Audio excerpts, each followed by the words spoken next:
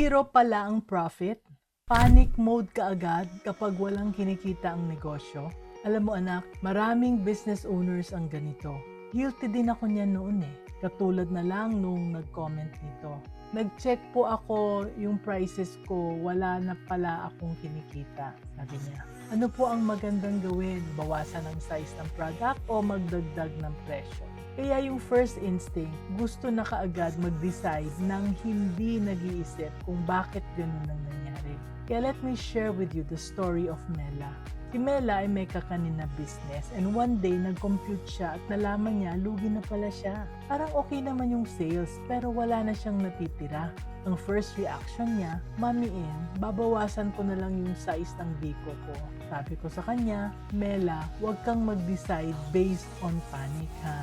Ang ginawa namin, nag-compute muna kami properly. We listed down lahat ng expenses, ingredients, labor, packaging, utilities, delivery, lahat.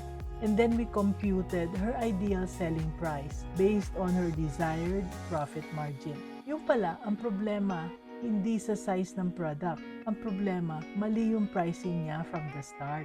She was undercharging.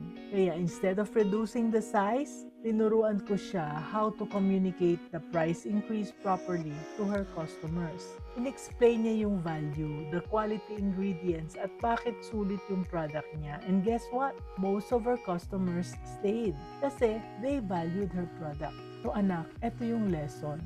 Before you make any decision, compute your numbers first. Know your true costs, know your desired profit, and then decide kung ano ang best move. Whether it's adjusting the price, reducing the size, or even improving your efficiency. Hindi pwedeng guessing games kasi numbers don't lie. Remember that to be business-minded, Pinoy.